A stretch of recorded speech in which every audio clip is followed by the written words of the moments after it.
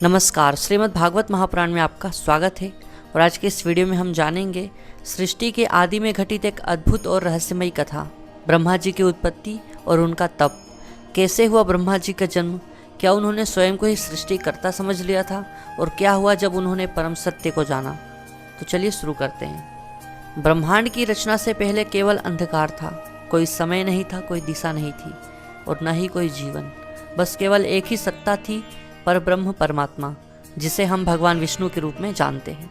समय के आरंभ में जब भगवान विष्णु योग निद्रा में विश्राम कर रहे थे, तब उनके नाभि से एक सुंदर विशाल कमल प्रकट हुआ। उस कमल के ऊपर एक दिव्य पुरुष उत्पन्न हुए, जिनके 4 मुख थे और उनके हाथों में वेदों का ज्ञान था। यह थे ब्रह्मा जी, जिन्हें स्वयं भगवान विष्णु ने सृष्टि की रचना के लिए प्रकट किया था। ब्रह्मा जी ने चारों दिशाओं में देखा, लेकिन उन्हें कोई मार्ग नहीं दिखा, केवल अंधकार ही अंधकार था। ब्रह्मा जी बहुत चिंतित हो उठे। मैं कौन हूँ? मुझे किसने उत्पन्न किया? इस कमल के नीचे क्या है? ये प्रश्न उन्हें भीतर से मथ रहे थे।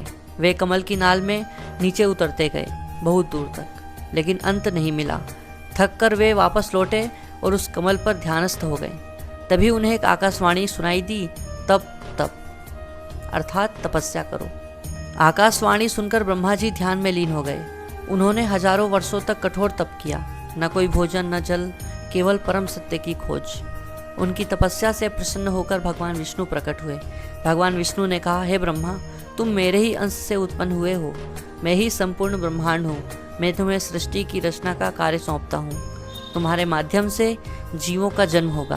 ब्रह्मा जी ने सिर झुकाकर प्रभु को प्रणाम किया। अब उन्हें अपने अस्तित्व और उद्देश्य का ज्ञान हो चुका था। अब ब्रह्मा जी ने सृष्टि रचना का कार्य शुरू किया। सबसे पहले उन्होंने 4 सनत कुमारों को उत्पन्न किया, सनक, सनातन, सनंदन और सनत कुमार।